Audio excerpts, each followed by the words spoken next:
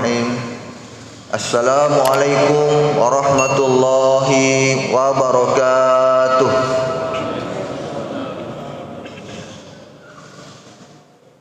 Alhamdulillahilladzi bi ni'matihi tatimmus shalihat. Asyhadu an la ilaha illallah wa asyhadu anna Muhammadan abduhu wa rasuluh.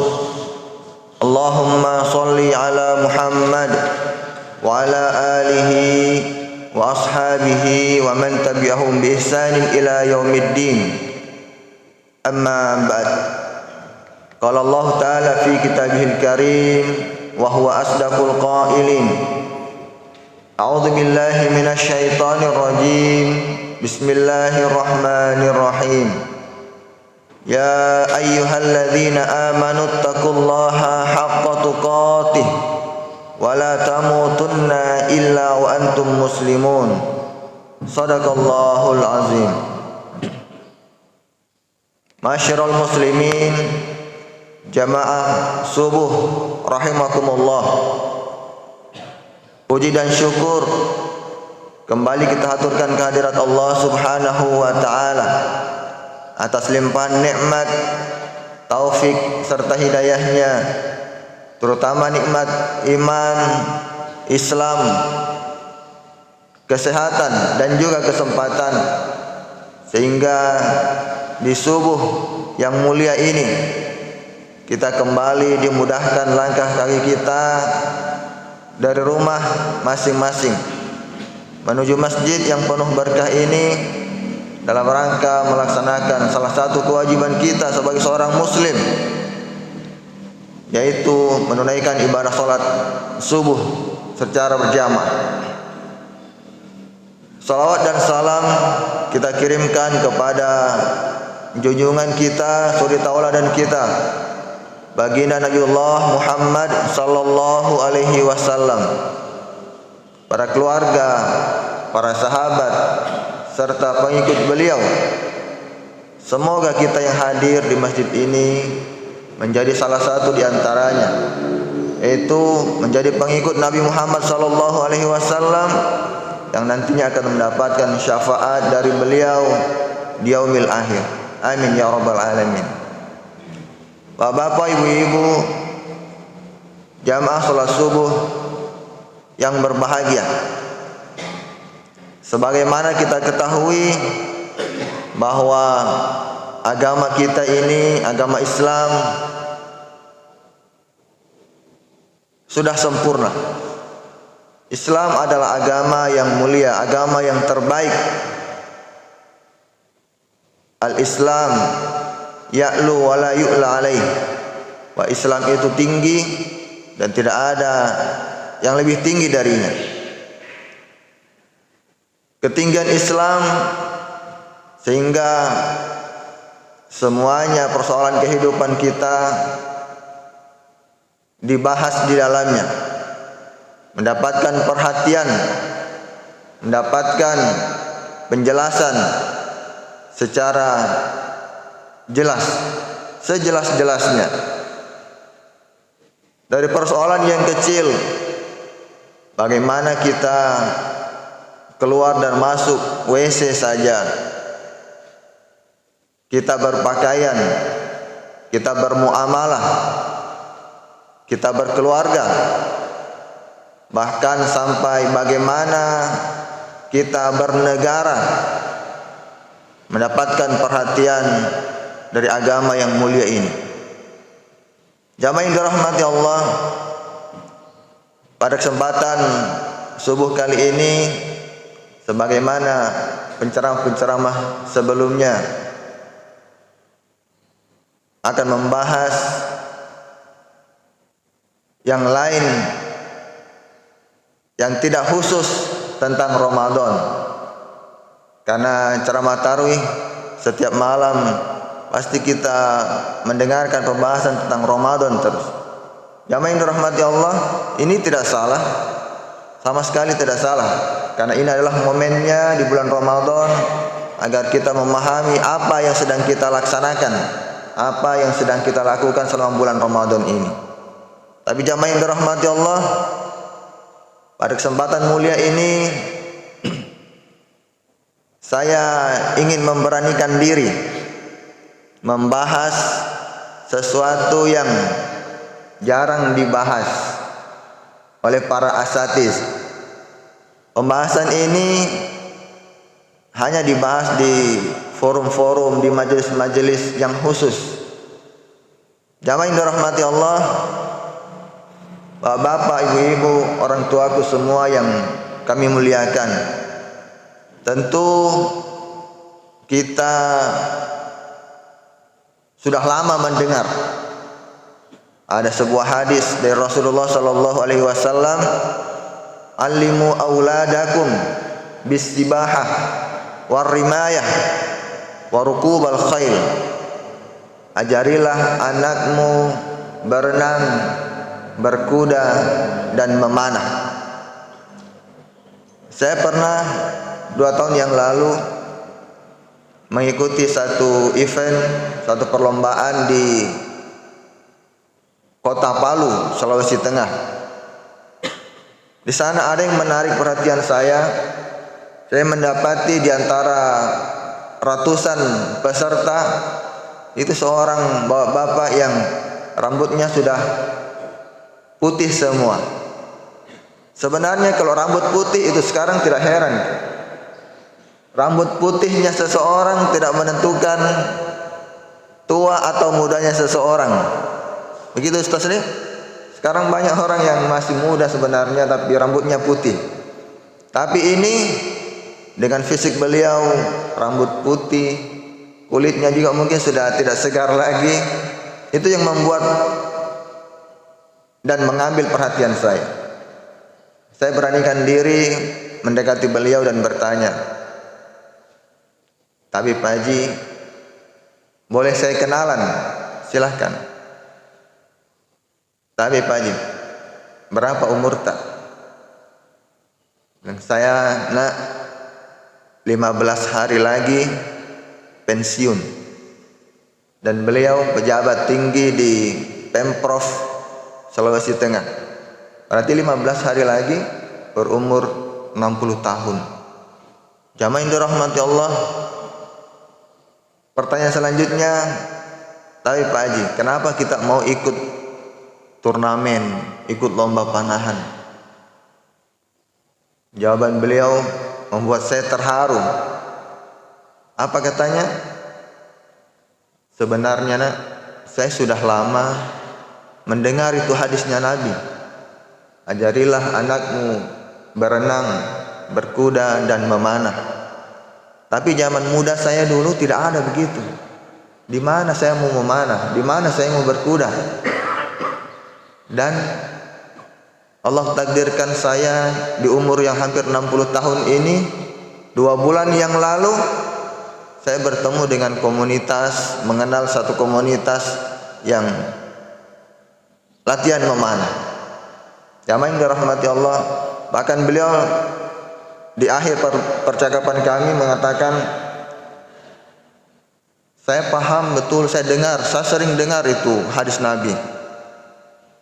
Dan sepemahaman saya bahwa setiap yang disampaikan oleh Nabi Muhammad SAW, dan itu adalah hadis Nabi SAW,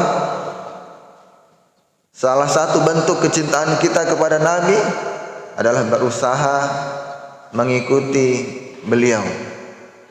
Dan beliau berdoa, semoga sampai akhir hayat saya tidak akan tinggalkan ini latihan memanah.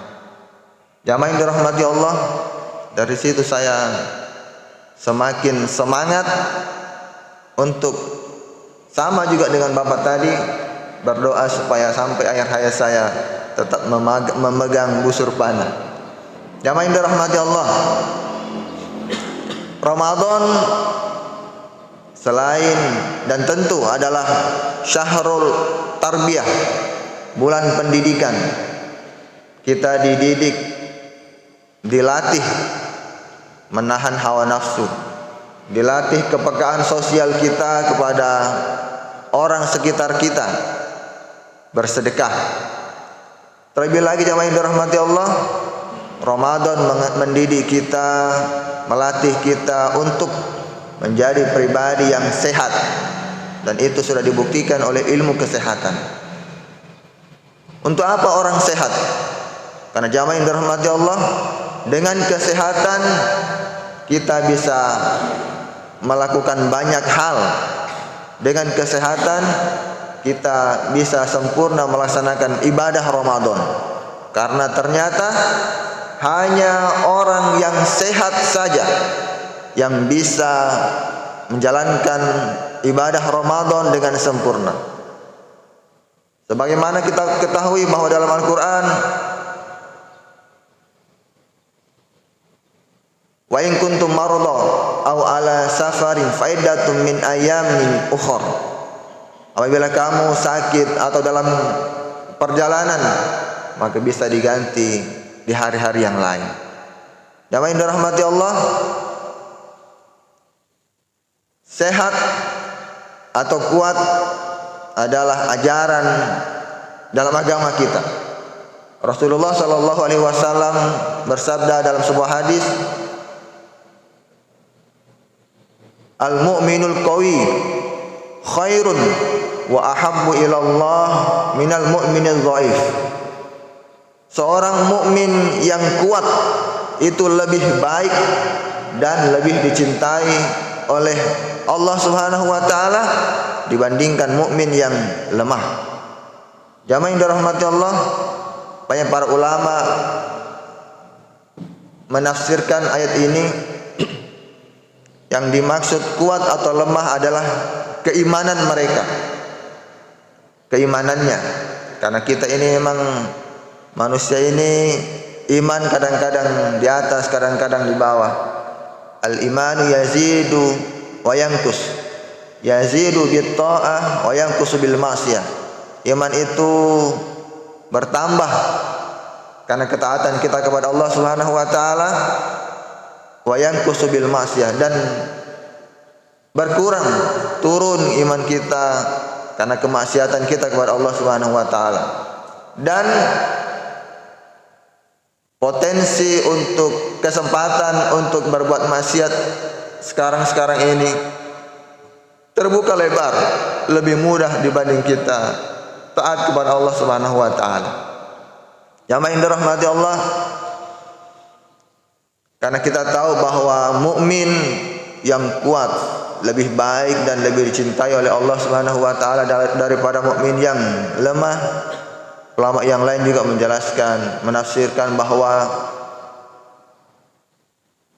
kekuatan orang yang beriman, kuatnya orang mukmin ini bukan hanya kekuatan iman saja, tetapi kekuatan ekonomi, kekuatan politik, dan kekuatan-kekuatan yang lain.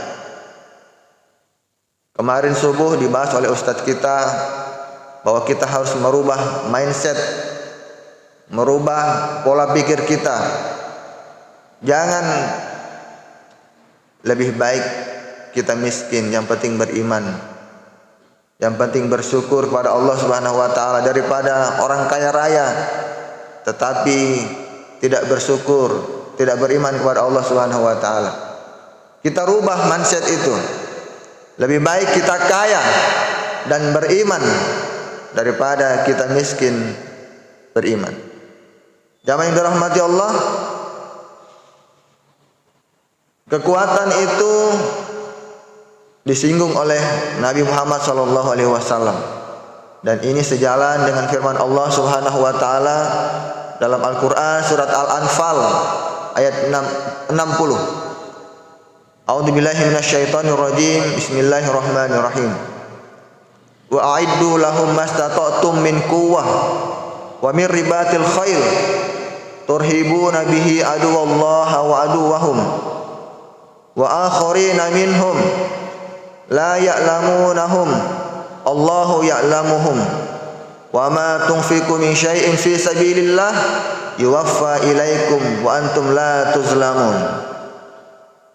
Persiapkanlah semua kekuatan yang kalian miliki, berupa pasukan kuda yang gagah berani, menggentarkan hati musuh-musuh Allah, musuh-musuh kalian dan orang lain yang kalian tidak tahu. Sesungguhnya Allah mengetahui. Dan apa saja yang engkau keluarkan, engkau infakkan di jalan Allah, maka Allah akan sempurnakan pahalanya dan kalian tidak akan terzalimi. Jamaah yang dirahmati Allah, di garis bawah di sini adalah kekuatan. Wa'iddu lahum mastata'tum min quwwah. Persiapkanlah semua kekuatan yang kalian miliki. Dan ternyata Rasulullah sallallahu alaihi wasallam menjelaskan ayat ini dengan sebuah hadis, wa'iddu lahum mastata'tum min quwwah ala ala fa innal quwwatar ramyu fa innal quwwatar ramyu fa innal quwwatar ramyu. Ketahuilah kekuatan adalah memanah, kata Nabi. Nabi mengulang ini ala fa innal quwwatar ramyu 3 kali. Berarti ada sesuatu, ditekankan betul padahal kekuatan panahan. Jamaah yang dirahmati Allah, sejalan dengan ini, alhamdulillah, masya Allah, pengurus masjid Muhammad Cheng Ho Tun Abdul Razak 1 tahun lebih dari Ramadan tahun lalu sudah ada ya, 1 tahun lebih membentuk dan melaksanakan salah satu olahraga yang dianjurkan oleh Nabi. Bapak-bapak pasti lihat di sebelah nih. Mana kita lihat di sebelah? Ada sasaran panahan. Itu adalah salah satu bentuk usaha pengurus Masjid Cheng Ho dan teman-teman pecinta sunnah Nabi, yaitu memanah. Kita latihan memanah di sebelah. Jamaah yang dirahmati Allah, saya tahu bahwa banyak komentar, banyak pemahaman tentang panahan ini. Ada kata-kata mengatakan, untuk apa latihan memanah? Bukan waktunya itu. Sekarang ini zamannya pakai senjata, pakai bom, tinggal pakai remote saja. Jamaah yang dirahmati Allah, tidak perlu sampai yang itu. Tidak perlu kita latihan sekarang ini, bukan untuk itu. Yang pertama adalah bagaimana kita menghidupkan salah satu sunnah Nabi Muhammad SAW. Bukankah ada hadis Nabi mengatakan, man ahya sunnati faqad ahabbani wa man ahabbani kana ma'i fil jannah. Barang siapa menghidupkan sunnahku, maka dia adalah golonganku, dan golonganku nanti akan bersamaku di surga. Masya Allah. Jadi jamaah yang dirahmati Allah, sebenarnya banyak sunnah-sunnah Nabi yang kita pilih-pilih. Kenapakah kita pilih-pilih? Nabi menganjurkan kita, memerintahkan kita untuk memotong kumis dan memanjangkan jenggot. Kenapa kita menyelisih Nabi dengan memelihara kumis, memotong jenggot kita? Banyak sunnah-sunnah Nabi yang kita pilih-pilih. Ini model yang enak. Nabi istrinya 4, itu mau saya. Surah Nabi itu mau yang saya ikuti. Yang lain jangan. Tidak, jamaah yang dirahmati Allah. Bentuk kecintaan Nabi, kecintaan kita kepada Nabi Muhammad SAW adalah mengikuti apa yang dicontohkan beliau, termasuk dalam olahraga ini. Jamaah yang dirahmati Allah, apa manfaat sampai-sampai Nabi menganjurkan kita untuk mengajarkan kepada anak-anak kita berenang, berkuda dan memanah? Tentu sampai-sampai ini disebut khusus oleh Nabi. Disebut khusus, tidak samar-samar, jelas. Ajari anakmu berkuda, berenang dan memanah. Ajari anakmu. Bagaimana caranya kita mengajari anak-anak kita kalau kita sendiri tidak tahu? Jadi ini perintah memang untuk kita sebagai orang tua. Belajar memang untuk yang 3 ini. Jamaah yang dirahmati Allah, menurut ya motivator kita Ustadz Ari Ginanjar, perintah Nabi ini berenang, berkuda dan memanah. Berenang mengajarkan kita ketahanan. Kita kuat, survive. Kita bisa bertahan dalam kondisi apapun. Ekonomi lagi melemah, kita bertahan, kita kuat. Dengan bertahan itu akan keluar inovasi-inovasi baru agar kita bisa survive dalam kehidupan ini. Berkuda mengajarkan kita tentang ketangkasan, tentang kecepatan. Ya, kecepatan. Jamaah yang dirahmati Allah, sekarang semuanya harus cepat. Kita mau usaha apa saja harus cepat. Kalau kita lambat-lambat, ya orang lain memburu kita. Orang lain melombai kita, mendahului kita. Memanah mengajar kita untuk fokus ke depan. Memanah memiliki filosofi bahwa hidup ini harus ada tujuan. Itu orang yang punya alat panahan tidak bisa sembarang-sembarang dipanahkan, tetapi harus ada target. Di depan kita itu ada target. Saya harus kasih masuk di kuning, poin 10, 9. Begitu juga kehidupan kita. Kita menarik anak panah kita adalah usaha, dan melepaskan anak panah kita adalah kita bertawakal kepada Allah Subhanahu wa taala. Jadi kita punya tujuan hidup kita, target hidup kita, punya usaha untuk mencapai apa yang kita tuju, dan bertawakal kepada Allah Subhanahu wa taala.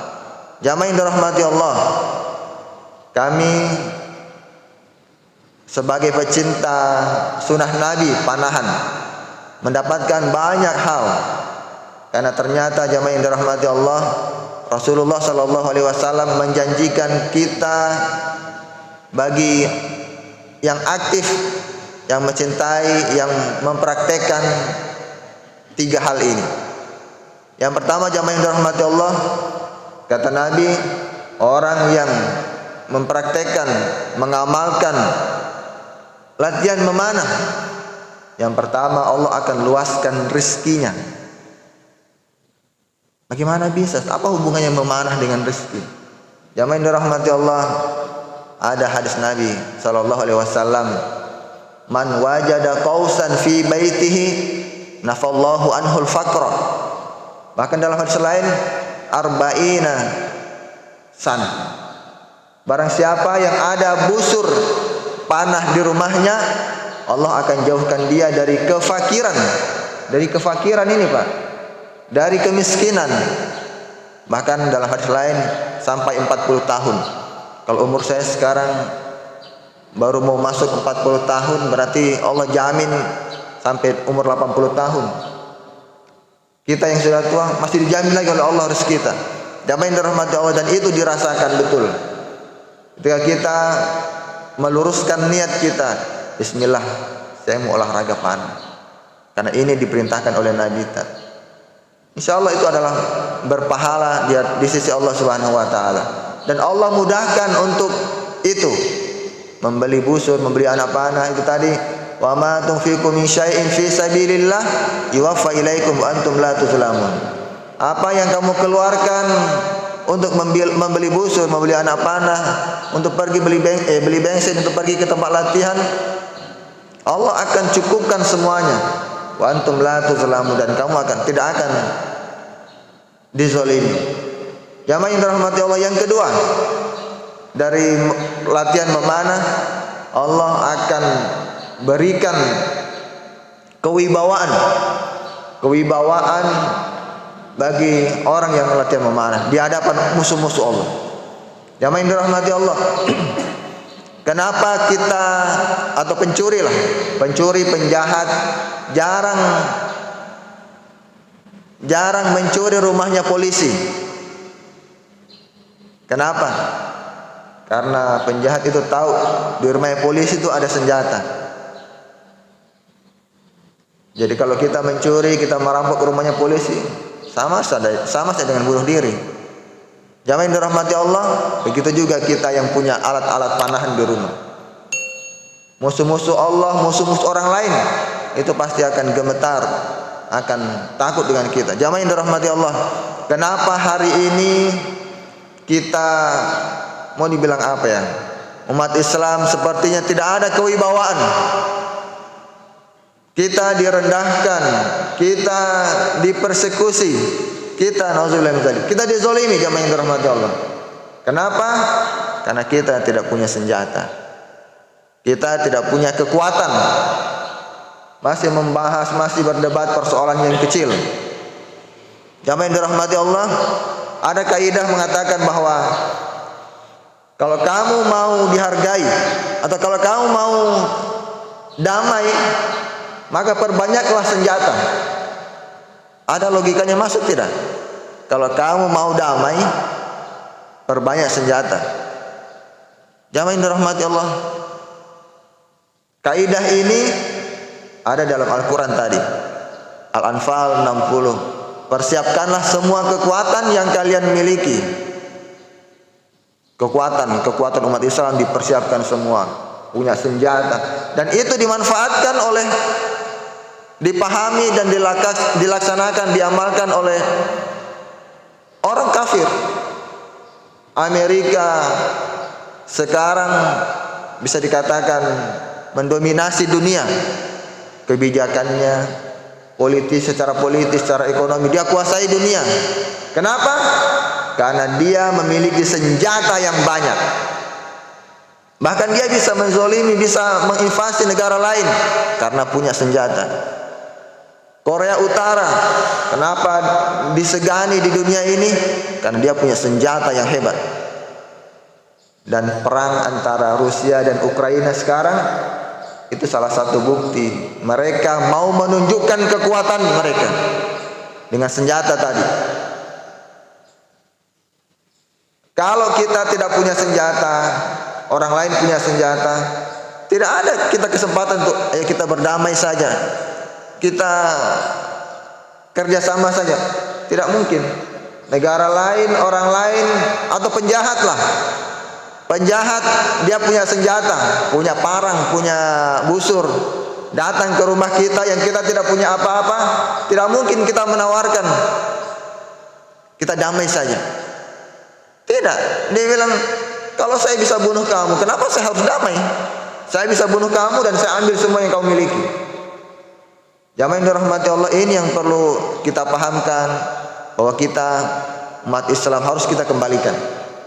Islam pernah berjaya berabad-abad lamanya. Itu karena mereka berpegang teguh pada Al-Quran dan sunnah Nabi kita. Dan salah satu sunnah Nabi kita adalah mencintai olahraga ini. Jamaah yang dirahmati Allah,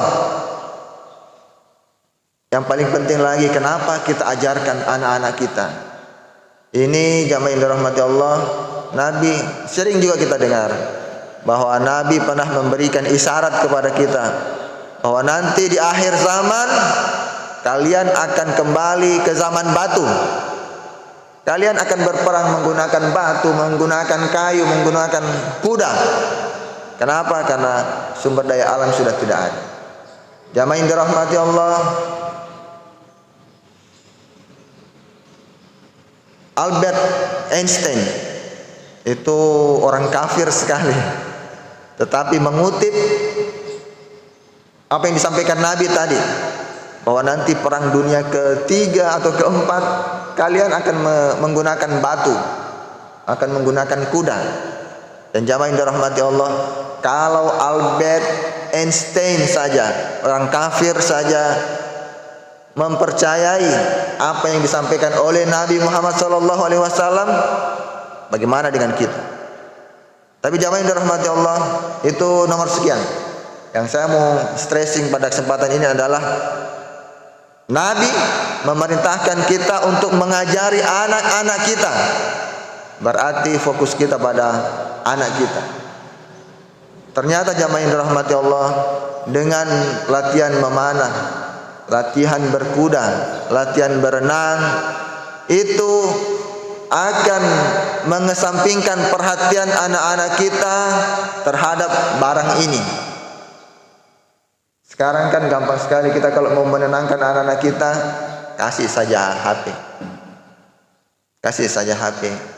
Tidak tahu apa yang dibikin di dalam HP ini. Kita orang tua merasa bangga anaknya tidak keluar-keluar. Jamaah yang dirahmati Allah, ibu-ibu kalau ditanya di mana anak, anak gadis kan. Alhamdulillah, tidak seperti yang lainnya, tidak seperti anak-anak yang lain keluar jalan-jalan semua, keluar malam apa semua, tidak. Di mana? Di kamar dia. Subhanallah.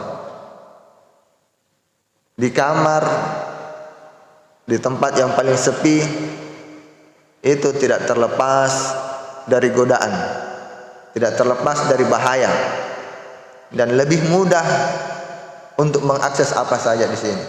Jamaah yang dirahmati Allah, anak-anak yang kerjanya di dalam kamar main HP sepanjang malam, main HP.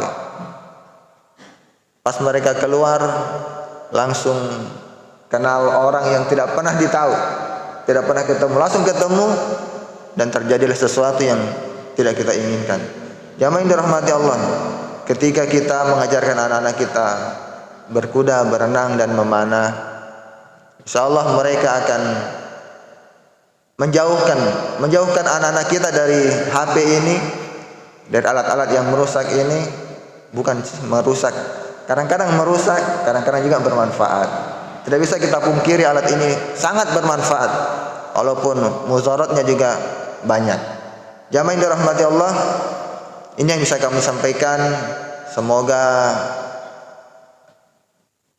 menjadi oleh-oleh untuk kita kembali ke rumah dan tidak berpikiran macam-macam dengan yang sebelah itu, ada panahan. Saya bahkan mengajak bapak-bapak, ibu-ibu yang punya anak atau bapak-bapak sekalian, datang lagi sekali-kali mencoba menarik busur, melemparkan anak panah. Insyaallah kita akan mendapatkan sesuatu kenikmatan yang tidak ada di yang lain. Saya secara pribadi merasakan manfaat dari panahan ini. Yang pertama, selain olahraga, dan itu pasti olahraga, kita sehat.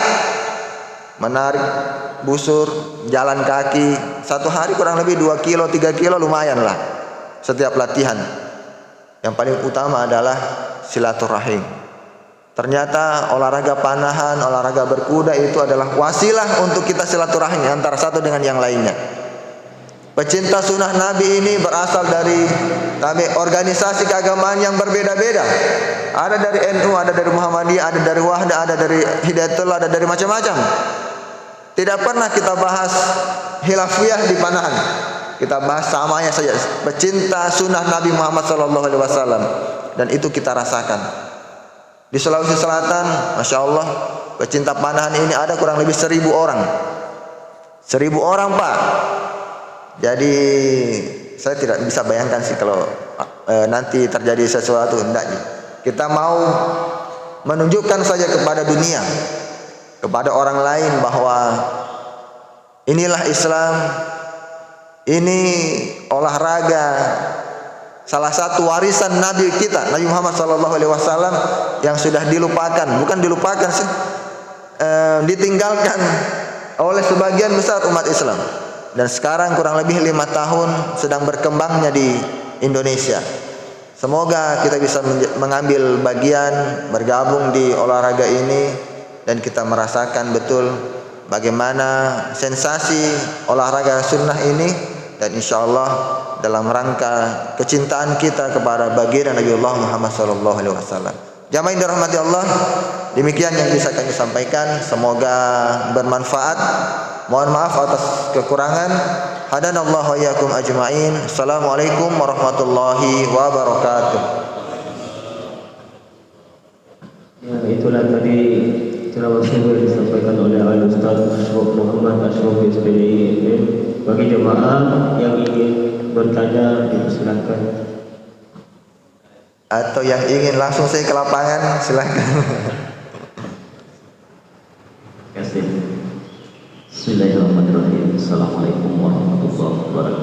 Waalaikumsalam warahmatullahi Memperhatikan Ustaz tadi tentang ajarilah anakmu berenang, memanah dan berkuda. Jadi kalau kita sebagai orang Indonesia ini, kita berpikirnya ini adalah perintah, dan ajarilah. Al-aslu fil amri lil wujub, pernah saya dengar bahwa asalnya perintah itu adalah wajib. Jadi pertanyaan kami, apakah jika selama hidup kita ini tidak melaksanakan perintah Nabi ini, apakah kita termasuk orang-orang yang berdosa karena wajib? Assalamualaikum warahmatullahi wabarakatuh. Masya Allah, ini pertanyaannya luar biasa dan sangat menohok. Ya, sebagaimana kita ketahui bahwa kita tidak dimintai pertanggungjawaban atas apa yang kita tidak tahu. Jadi selama kita tidak tahu, kita tidak mendapatkan dosa atas perintah itu. Tetapi ketika kita sudah tahu, bahkan kita tunjukkan jalannya, itu ya di sana. Terus kita tidak berusaha, tidak ada usaha ya. Tidak ada usaha untuk mendekatkan diri kita kepada hal itu, tidak ada usaha untuk kita mencapai itu, maka wallahu a'lam berdosa. Sekarang pilihan ada pada kita. Apakah kita, sebenarnya kan tidak ada pertentangan, ini perintah, dan itu sebagai bukti kecintaan kita kepada Allah, kepada Rasul kita. Karena atiullah wa atiur Rasul, maka kita berusaha untuk melaksanakan itu. Tapi bahkan dalam riwayat disampaikan oleh Rasulullah, seseorang yang pernah belajar memanah, nanti takut lagi. Seseorang yang pernah belajar memanah terus dia tinggalkan karena kesibukan dan lain-lain, dia tinggalkan, maka kata Nabi, dia mengingkari nikmat yang besar. Bahkan dalam riwayat lain, bahkan dia bukan golonganku, kata Nabi. Jangan, salah gini, saya sebutkan ini nanti kita malah tidak mau belajar. Tidak, ini motivasi. Sekarang tidak ada alasan untuk kita tidak ikut. Tidak ada alasan untuk kita tidak melaksanakan perintah Nabi ini. Kenapa? Karena banyak tempat. Tapi Pak, di mana kita tinggal? Sarinda, Patalasan. Oh, yang di sini dekat sekali. Di sini hampir tiap hari. Di sini ramai hari Jumat sama hari Ahad. Hari Jumat sama hari Ahad itu ramai di sini orang latihan memanah. Dan kami berusaha untuk saya kadang-kadang sibuk di kantor. Orang latihan habis asar sampai maghrib di sini. Habis maghrib kita kumpul-kumpul. Selanjutnya kita makan-makan. Ada kaidah di panahan itu bahwa pemanah itu tidak boleh lapar. Tidak boleh lapar. Jadi makan-makan terus. Ada saja itu, ya Allah mudahkan kita semua, dibukakan rezeki kita. Ayo kita kumpul-kumpul, jadilah makan-makan. Lebih lagi pemanah tidak boleh baper, tidak boleh bawa perasaan. Saya panggil Ki, saya undang Ki. Saya kembali tadi, saya dari kantor biasa pulang jam 5 lewat baru sampai di sini. Saya berusaha, saking cintanya saya dengan olahraga ini, saking inginnya saya ketemu dengan teman-teman.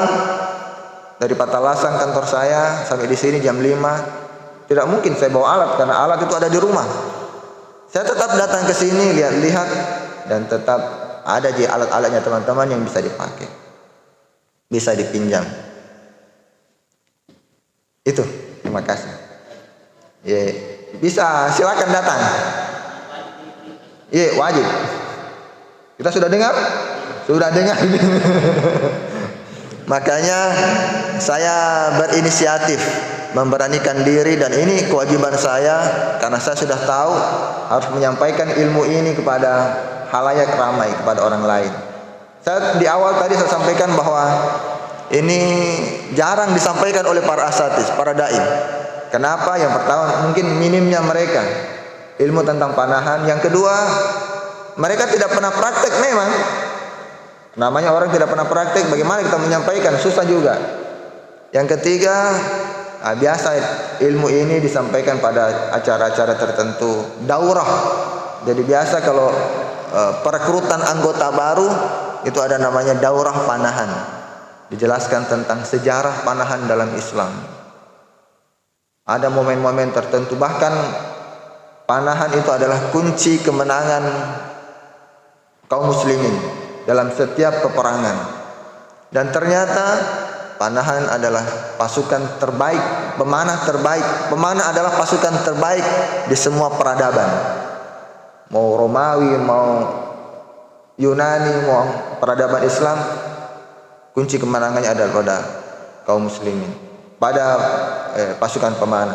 Oleh karenanya kita tidak usahlah yang kesana-kesana, tapi banyak hikmah dari panahan ini selain untuk al-i'dad, untuk persiapan itu. Terima kasih. Ya, saya dapat ya. Assalamualaikum warahmatullahi wabarakatuh. Waalaikumsalam warahmatullahi wabarakatuh. Terima kasih atas kesempatan yang diberikan Ustaz. Tentang memanah dan berbudaya ini, ada suatu bangsa yang memakai kekuatan ini dan itu menjadi bangsa penakluk, bangsa Mongol. Bangsa Mongol. Dan ini menjadi gambaran bagi umat Islam bahwa kekuatan memanah dan berbudaya itu sangat luar biasa dan bisa jadi menjadi kunci kemenangan suatu bangsa. Dan juga Ustaz tadi katakan bahwa suatu saat nanti teknologi itu akan mati, teknologi itu tidak berfungsi, makanya kita akan kembali ke memanah dan menggunakan batu, dan tentunya itu memanahlah suatu kekuatan.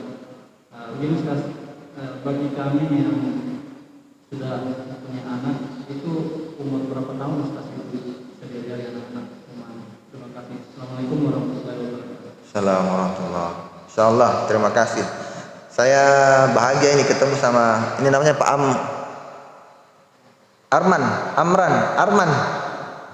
Arman ini hampir 2 tahun yang lalu 2 tahun lalu bergabung di klub saya. Mungkin karena kesibukan kayaknya, sibuk sekali mengejar dunia.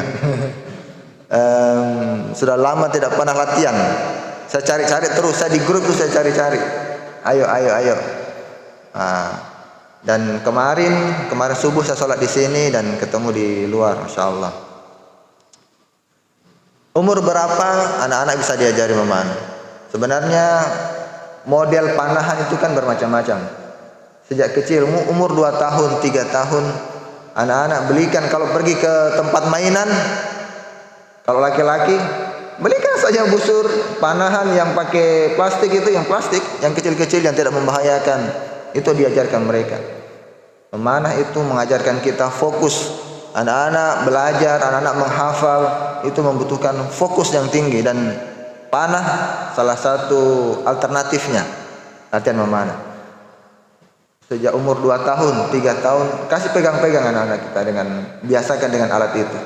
Nanti sudah ya kelas 2 atau kelas 3 SD, baru kita belikan alat yang standar, yang bisa akurasinya bagus, bisa mengenai sasaran. Dan itu ada di mana-mana. Termasuk anak saya dari ya umur itu juga, umur 3 tahun, 4 tahun kalau ke Indomode belanja, dan ternyata ada instingnya memang. Di antara sekian banyak permainan, laki-laki itu kan rata-rata senapan, tembak-tembakan, dan panah itu tidak pernah luput dari pilihannya. Dia pilih itu. Nanti kelas 3 SD saya belikan panah yang, udah percaya kelas 3 SD pakai 40 lbs. 40 lbs. Dan itu adalah standar sebenarnya, standar untuk pemula dewasa, 30 sampai 35 lbs. Ya insyaallah kalau kita biasakan anak-anak lebih kuat, lebih fokus dan konsentrasi. Terlebih-lebih lagi mengajarkan kesabaran. Karena melepas anak panah itu adalah tawakal. Ternyata setelah kita tarik, setelah kita lepas itu, kita serahkan semuanya kepada Allah Subhanahu wa taala. Kemarin diceramahkan Ustadz subuh kemarin, jadi ikhtiar itu usaha semaksimal. Tawakal itu adalah kita usaha maksimal dulu. Maksimalkan potensi kita, usaha kita, selebihnya serahkan kepada Allah Subhanahu wa taala, dan itu diajarkan di panahan. Ketika kita sudah berusaha maksimal, ikhtiar maksimal, terus tidak kena sasaran, itu tadi sabar. Ini sudah, katanya kalau sudah melepaskan anak panah, kita menarik ini kita yang berkuasa. Tapi kalau sudah dilepaskan, Allah yang berkuasa, Allah yang menentukan di mana jatuhnya itu anak panah kita. Demikian Pak Amrandi. Apa masih ada pertanyaan? Mungkin sudah cukup Ustaz. Saya tutupnya. Demikian Bapak-bapak, Ibu-ibu jamaah yang dirahmati Allah. Terima kasih atas perhatiannya. Semoga Allah berikan kita kesehatan, kita bisa memaksimalkan ibadah kita di bulan Ramadan ini. Dan pesan saya, ini ilmu sudah saya sampaikan. Saya tunggu Ki di sebelah. Kita, atau kalau bisa sebentar juga bisa. Keluar dari sini langsung kita praktek juga bisa. Ada busur inventarisnya Cheng Ho di sini. Demikian. Hadanallahu wa yakum ajma'in. Assalamualaikum warahmatullahi wabarakatuh.